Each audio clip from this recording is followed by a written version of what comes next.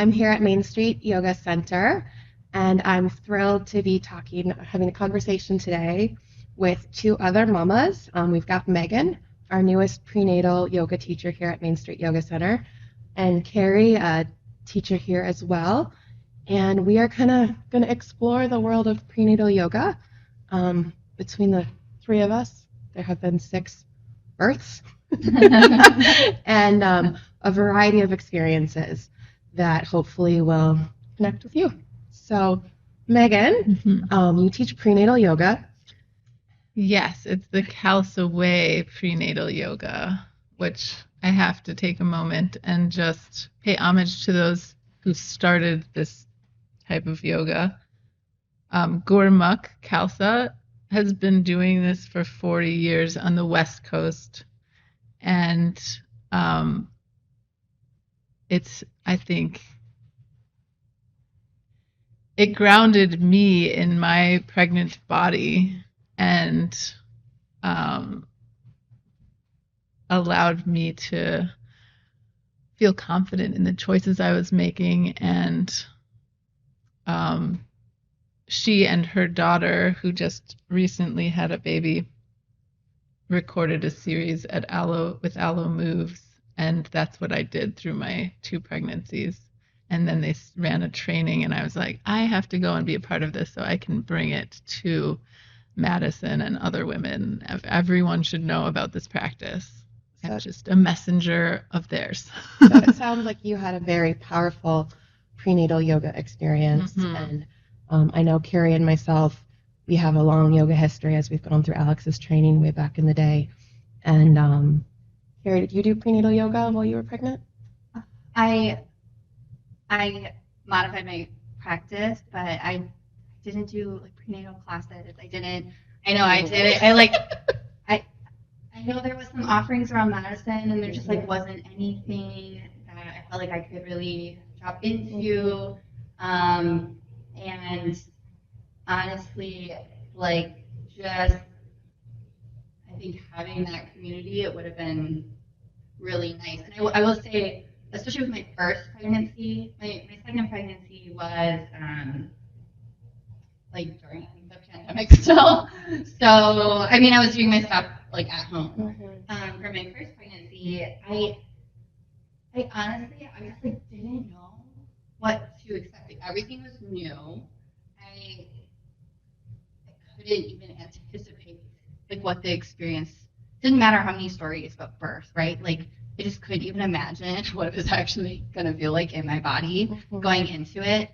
And I don't know if I knew how to value what something like going to a yoga class with someone who's practiced during their pregnancies, who's given birth, who kind of understands how all of those pieces fit in. I don't think I knew how to value that before having my first child. Going back, I think I would have loved to participate in a group experience like that. So that community for me, so I went to 2 different prenatal yoga teachers with my 2 different pregnancies. And, you know, it was a 90-minute class, and the first half hour was a check-in among all of the pregnant women at various stages, and made some really good friends who were going through the same stages of pregnancy and then like those initial early months at the same time. So that was really valuable. Learned how to modify my yoga practice, you know, what felt good in my body, what was safe, what wasn't safe. And, you know, they were positive experiences. I'm really glad I had that community piece. And also just like to pause life and have time for you. And with the second pregnancy, when you have a toddler, like, whoa, like so important to carve out. That was like near impossible. So it was like, I'm going to be gone. You're doing bedtime tonight. But so, you know, if you could share a little bit what to expect, right? So like I went into prenatal yoga classes. I had a very strong yoga practice, and my expectations were, I want to keep this practice up because it brings value to me on a physical and mental and spiritual level, but like, how do I adjust it for this body that's shifting beyond at like a pace that's insane? So the Khalsa way is likely different than a typical yoga practice That like what that I you're just explained. gonna have. Yeah. And so one of the powerful things about it is that it's kind of refreshing, especially for those who have not been practicing in the Kundalini lineage. It is rooted in the Kundalini practice. So many of the practices from Khalsa Way are taken from that lineage. Coming to a Khalsa Way yoga class, you can expect that you're going to be moving in a way that brings you in tune with yourself. So it's not about how your warrior two looks. It's more about how does your warrior two feel? How does that movement that you're doing and the flow of the practice feel in your body? Like getting connected with your pelvic area, getting connected with other areas of your body and where they carry tension. So you can breathe into those spaces and start to make those connections for yourself before you're in something like the heat of labor, or even parenting brings that stuff out. Coming to a Khalsa Way yoga class is where you get in tune with yourself and your power as a woman in a creating body. So as you're talking, if I have no experience with Kundalini, is it okay for me to come? Yes. So this Khalsa Way class is for anyone who's pregnant. Even if you have risk factors in your pregnancy, there's a couple of modifications here and there. And it's good to let the instructor know. It should be safe for everyone who's pregnant to participate in this class from conception to the last day of your pregnancy. At least on my side, since I'm not a Kundalini practitioner, like I'm not a Kundalini teacher generally. And so I really appreciate the practices that I've learned from this practice. I almost consider going towards certification. So for my class, I typically write down the chants that we'll do so that you can look at it and see what the words are. Get the chance. Yeah, totally. And the meditations I write down, and it's a song it's played in the studio. So if you're not singing along or you don't feel comfortable with that, listening is very powerful as well. And then the other things that come from Kundalini is that we do keep up exercises where you'll have your arms parallel to the ground and you'll do something like this for about 3 minutes, which is about the length of a contraction typically. And so building that stamina and realizing what your tools are to get through that 3 minutes is really powerful for you to know going into your labor and beyond. I remember you saying that you give attention to the pelvic floor in every class. So I know, like I've heard maybe some people say it's important to kind of stretch, or what exactly is happening with that pelvic floor work? Okay, so with the pelvic floor, first of all, making connection with this space is extremely important. It's where your baby is cradled. One of the interesting things about the pelvic floor is that space is connected to your jaw. And so one of the things that we'll practice in the Khalsa Way classes is loosening up the jaw and being in touch with that area, because being in touch with your jaw and whether it's loose or not is directly connected to how open and relaxed you'll be through the pelvic floor. Something that I didn't know before I gave birth and went through pregnancy was that relaxing the pelvic floor is a big aspect of being in touch with it. And so in yoga, you hear, pull your pelvic floor up, like tighten your lower abdomen. But what about breathing into and relaxing and opening this area? That's something I never thought about doing or was never told. And why would you necessarily, unless you're practicing to have a baby and this space is to open up during the process of labor. And so as you're breathing, as you're getting in touch with your jaw, and as you're moving through what is a primal experience of labor, connecting to the pelvic floor is essential, and it's best to do it, I think, prior to entering the labor stage. During my labor, I noticed like my jaw was super tightening up during a contraction, and then I'm like, oh, what if I just kind of like do some shakes and stuff during that? Like, well, that's so neat. So you could kind of feel how you could it's reciprocal here, and also kind of facilitates how you were positioning and relaxing.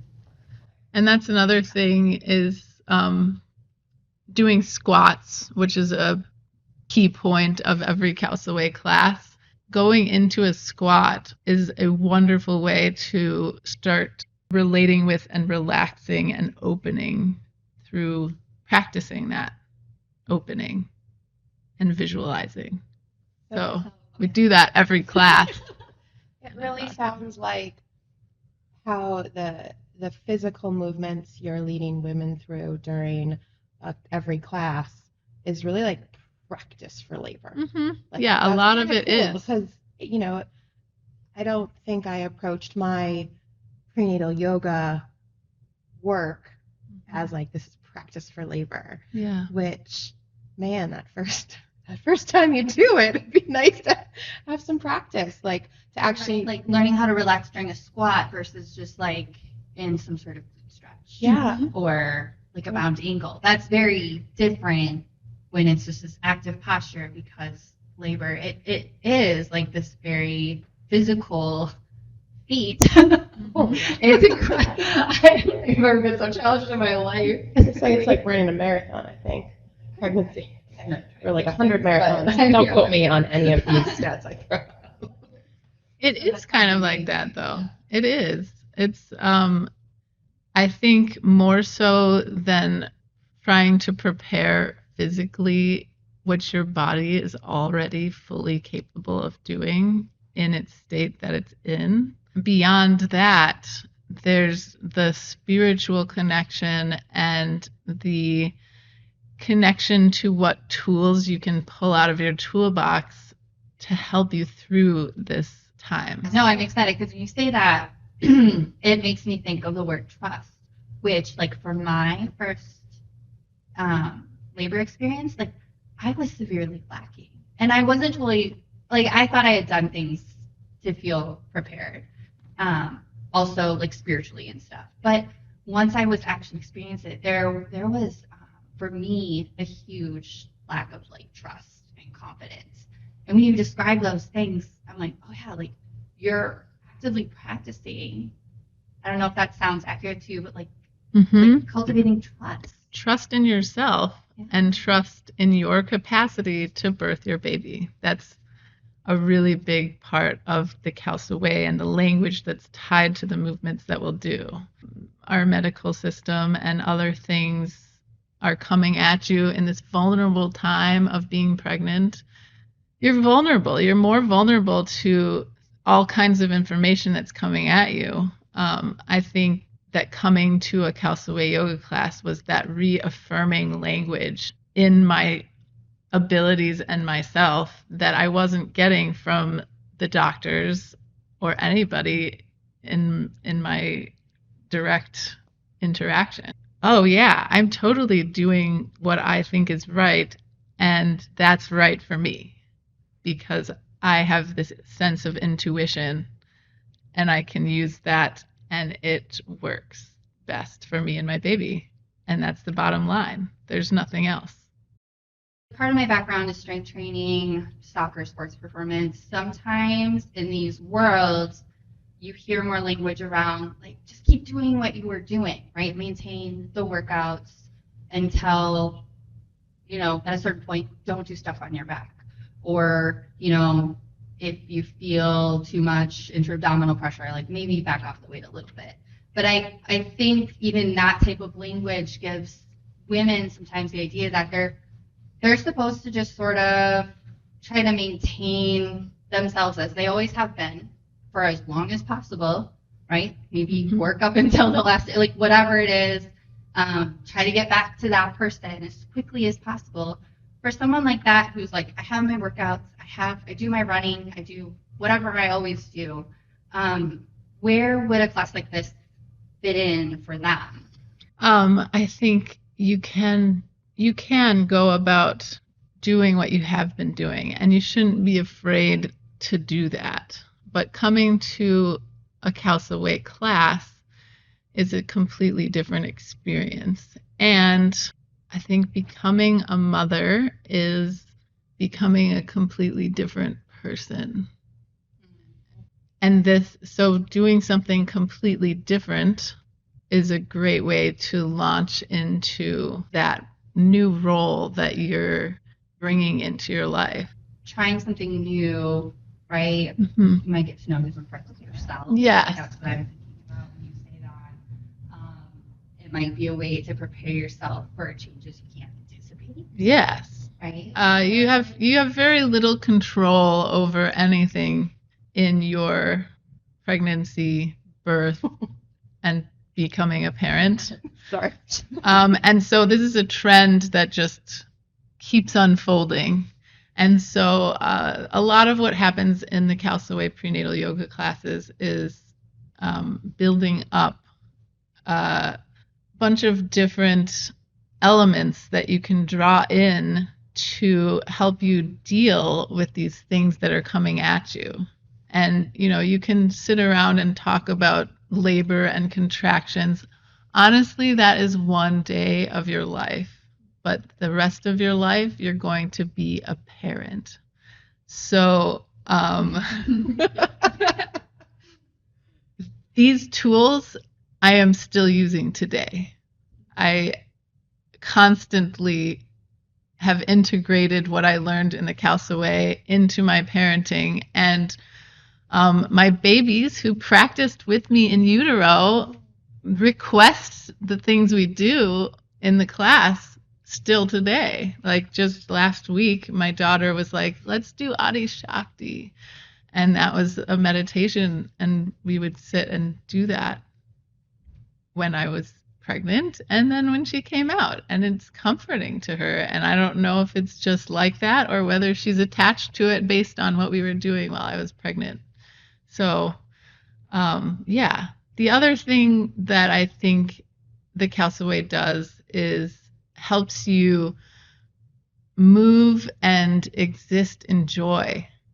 Like there's so much that's coming at you that is telling you to be cautious and worried and fearful. This practice celebrates the joy that pregnancy is and the joy that's within children as they're born and after they're born. And I could have used more joy in my pregnancy. I will take more joy, please. Yeah. That's so hard and and being able to allow for that within yourself. I think for me specifically, I definitely had trouble stepping into the joy of a child based on my history. And so being given permission to celebrate in that joy and relish it and relate to my child in utero was really magical. I just absolutely love this intentional practicing for not just like the birth, but parenting. Mm-hmm. It's like, okay, no matter what tools you come into as a parent, like this is a new chapter. Mm-hmm. And so anything that can help with your ability to like be open and like react to what's in front of you versus what's in your head. Yeah. And I mean, even if you're looking at like we all have 2 kids, like each child requires different parenting. Yeah. Which requires being like aware enough of what's happening in front of you. Mm-hmm. And yeah. so I that's definitely get in my head about it. Yeah. Like when Meagan was talking about joy, like I could feel it. I could feel that shift in my heart from you. So and like the kids are also very sensitive to energy. So it's like, oh, I can practice this skill, right? Like you as a teacher, when you connect with your joy, it helps other people get there, right? And then if you can get into that space more often as a parent, what better gifts can you give your kids? Like they don't care about all the other stuff you worry about, right? They just want to feel like safe. Yes. And loved, right? And like that connection to joy is huge. And I can like feel it from you. And it's just wonderful. Like I almost want to go through your prenatal know. class, Come but I'm not having any more fun. But yeah, if you came to the classes, you would pick up a lot, I'm sure. Yeah. Yeah.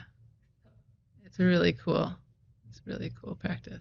Something I like to remind mamas of when they're in the class is that you're not only connected to the women that are in this room, you're connected to mothers everywhere. When you're giving birth, there's thousands of other women who are going to be going through the same thing at the same time. Like that is an energy to draw on. And if you can have that awareness of this massive creative force and draw upon that in your time of need, that's awesome. I mean, you're not alone.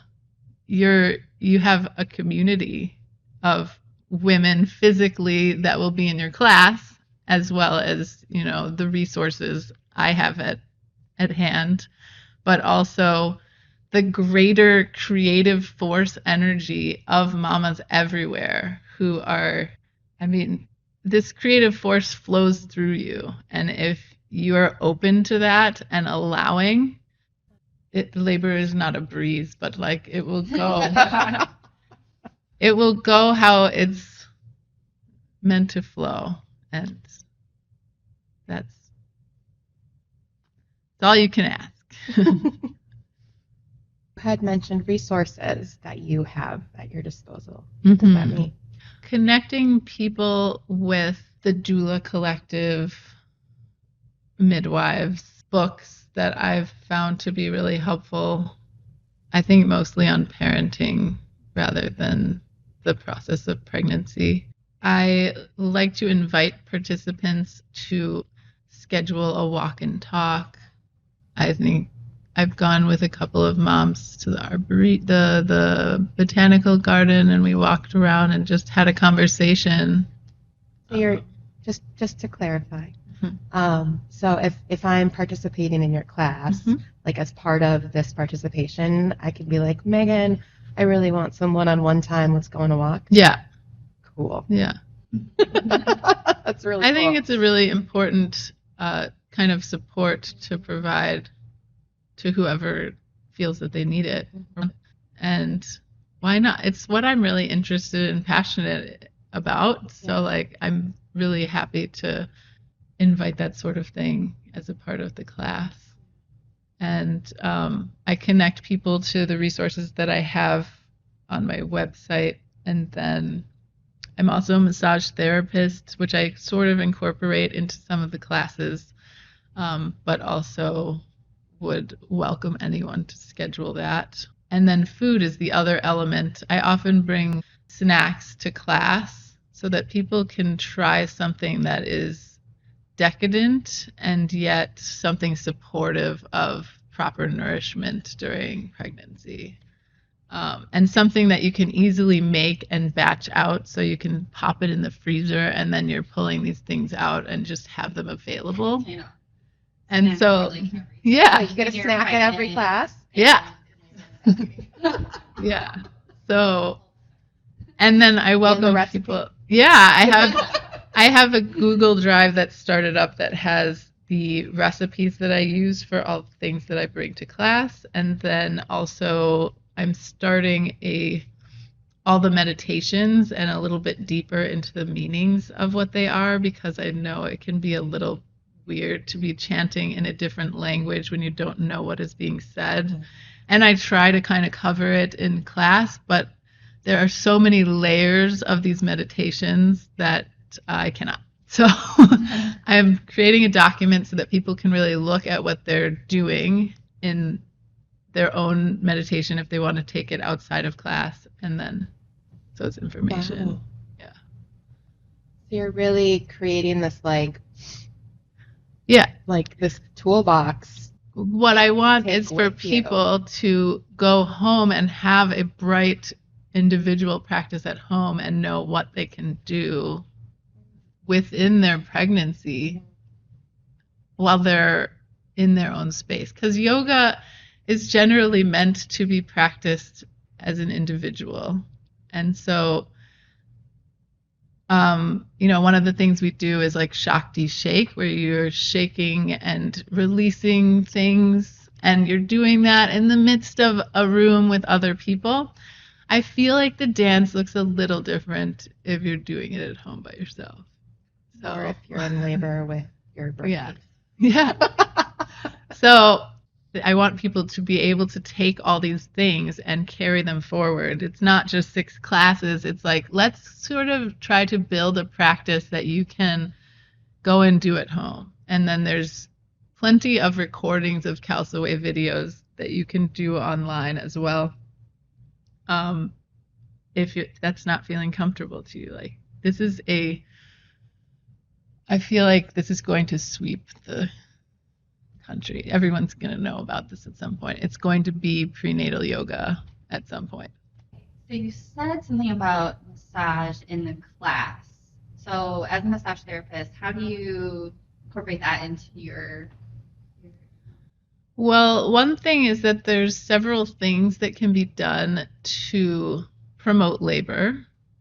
And so I teach you how to use those things, different acupressure points. And there's something called moxibustion, which you can easily order this online and use it if you're ready to stimulate labor into action. Another thing is I invite partners to come to one of the classes, and initially I just had them come for like the last half an hour, and we'll just kind of throw a couple things at them that they can use to support you in labor. And I'm talking like birth partner, so not necessarily your partner in life. I'm talking about anyone who is supporting you through your birth. It helps you grow a stronger connection with them, and then also start exploring what your needs and wants and likes are during your labor, so that they know how to support you while you're not really fully there to explain it to them. So I've turned it into it's the whole class now. So birth partners will be present at the entire class. One class? Yeah, so an hour and a half where they'll move through some of the Khalsa stuff that we do, and then also learn some ways they can support you. We'll do some communication and connecting exercises, and incorporate some massage techniques. And you'll have some meditations to go back and practice with your partner as well. So you're giving the partner homework to support the pregnant body. Yeah. I'm personally like massage. Like if your partner touches you in a way that you appreciate, let's have that happening while you're going through your pregnancy as much as possible.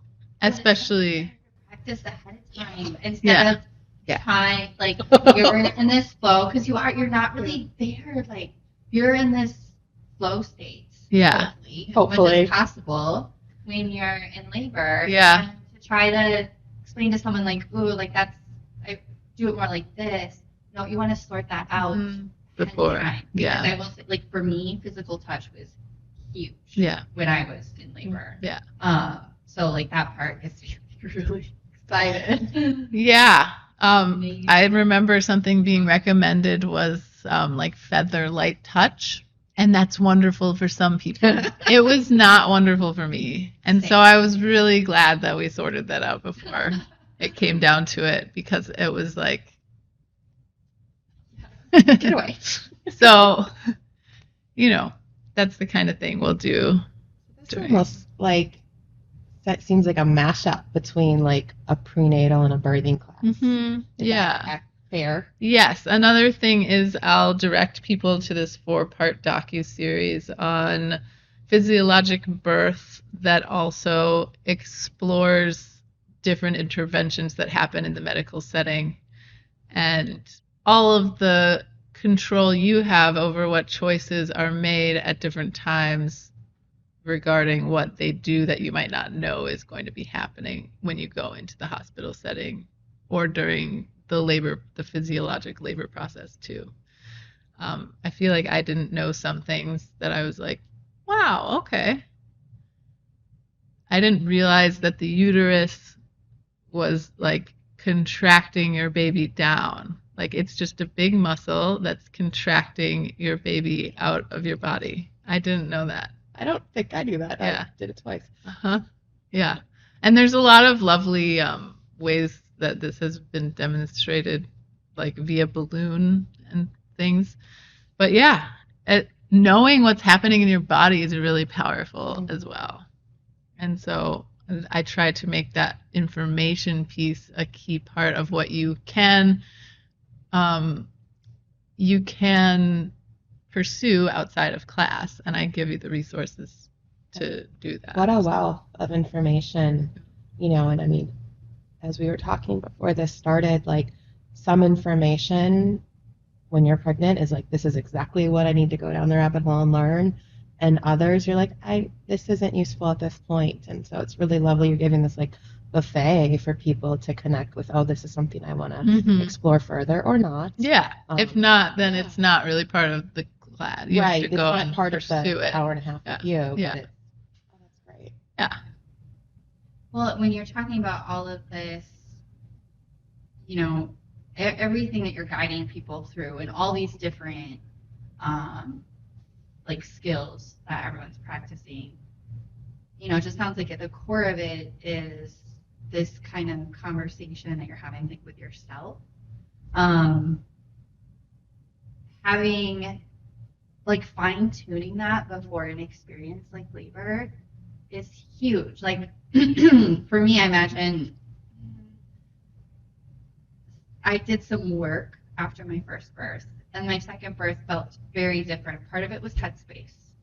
Part of it was, like actually I had more trust. I kind of talked about that earlier. I had more trust in my body. Mm-hmm. And you were talking about the uterus, and I was like, oh yeah, I don't have to push until my eye pops out of my face, which is like kind of what it felt like happened in my first birth, right? But like, it's just happening. Mm-hmm. My body's just happening. Yeah. And I'm so afraid of re-injuring myself. Mm-hmm. But then I just realized, like, oh yeah, like I could do nothing and my body will birth. Oh, I just have to breathe. Yes. And trust. And it was so beautiful. But I couldn't have done that if I hadn't kept working on this connection, like being able to see what my body needs. Because there were moments where it didn't make sense to push. Mm-hmm. But I could really have a little more control, like exactly how I did it. Because that's how it matters, right? And like that's a skill it sounds like women can build in your class. Yeah. Which is, I mean, yeah, I still use that skill all the time, right? But like huge for something like giving birth. Mm-hmm. Yeah. The whole thing about birth is that your body does it for you. I remember in my first birth experience, labor, I was so exhausted by the time the quote unquote pushing phase came along that I was like, you know what? I don't know if I'd be able to do this if my body was just not doing it. It's doing it for me. I'm just hanging out. I'm here for the ride. Yeah, like honestly. So it's a big allowing. And it's something that we don't do in our society really. We're not encouraged to allow things at all. So it's really kind of the opposite of what we've been told and been engendered with our whole lives. Actually, no, you need to allow, open up, trust the universe. Those are not things that we're used to doing. And so I think participating in this class allows you to start playing around with those ideas before you're winding up in a situation where you don't know what's going on and there's a lot of intensity and you don't know what to do with it. So it's a wonderful way to practice. We'll have a little bit of intensity and use the tool. And then, when you come to the more serious situation of your labor, it'll be like, oh yeah. And you might be surprised. You might not know what's going to come up as your specific tool. For me, I was very vocal, so like deep guttural sounds was my thing. And I don't know if I would have been comfortable using that tool if it weren't like encouraged to listen to my intuition all throughout those pregnancy videos that I was doing. I just don't know if I would have leaned into it as much or really owned it in the same way without that reassurance that I got in the Khalsa class. And I hope to give to people that I'm teaching. That leaning in to things you're uncomfortable with just really resonates from my own experiences, and just like that's not an experience we get much practice with. Right. And like, I mean, I have this very vivid memory of in one of my births, like screaming, "Baby, come out!" Like, you're just like, again, if I wouldn't have been with people I trusted, and had some practice, just like throw caution to the wind, that could have been really hard to like allow myself to do something that like intellectually just seems really silly, but was what my body needed. And so like any practice, like, I mean, I could have used way more practice, but even just a little bit makes such a difference in those pivotal moments. Yeah. Get your mind out of the way and start tapping into your feeling sense and your intuition sense and listening to what the creative force is telling you.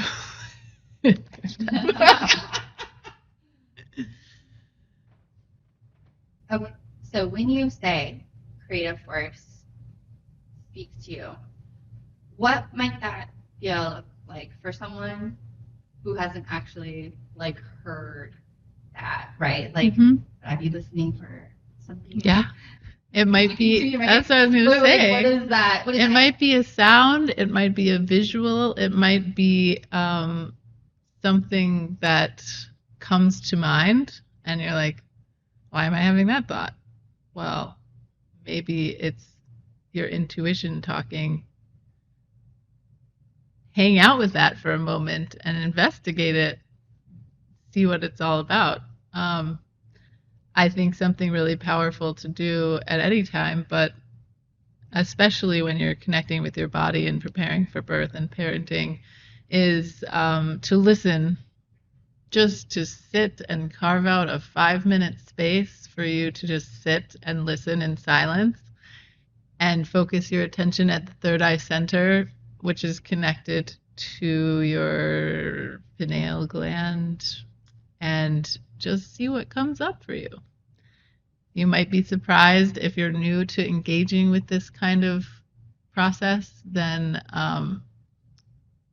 it might be a lot more subtle before it becomes something like, oh yeah, this is how I communicate with the creative force. Yeah. This prenatal series that you're offering can be so much and so much more than, I mean, either one of us really envisioned before we started this conversation and the experiences we had. And I mean, you talked about getting in touch with your intuition and like physical practices that will prepare your body for this changing body in labor. A toolbox that includes from, chanting and treats and partner massage, walk and talk, so extra time outside of this community that you're creating by this series, and just so much practice, which it's a yoga practice, Mhm. right? Like, of course, prenatals can also be a practice, Mhm. but it's a practice the for the birth, but also for parenting, and that's such a rich offering. Mhm. Did I miss anything that kind of, goes into this? I mean, we just spent a lot of time talking, but is there any? Like you just said, yoga is a practice, and it's something that can and will affect other parts of your life. So if you're pulling in these elements of that bolster your confidence, your courage, and your joy and your strength as a mother, then you're going to have a better time in the rest of your life. So it sounds like anyone who is going to be pregnant while you're offering this would benefit from this experience. Yeah, I think so. Yeah. Anyone who's pregnant can participate in this class, and Well, I guess I in feel tough. summary, pregnant people, come check out this class. Yeah. Be open. Tell others who Yeah, are tell thinking of others. becoming pregnant. Be open to a new experience, and even if that feels a little uncomfortable or scary, that sounds like from the perspectives we're bringing, that's going to really aid in this journey that you're on. Yeah. And all the registration details you Yeah. can find in the links. You might not resonate with all of the things that we'll do in the practice, like the music that's played during class and the chanting and to be honest with you, the prayers that we bring in. It's so different that it lights up your neurons in a different way, I think. And I feel like it's refreshing information, all of it. The songs, etc. Sounds fun. Yeah. Sounds worthy. Yeah. Worthy of good time. stuff. Well, thank you, Meagan. Thank you. Cari. Thank you, Jessie Yeah. and Cari, for being the interviewers.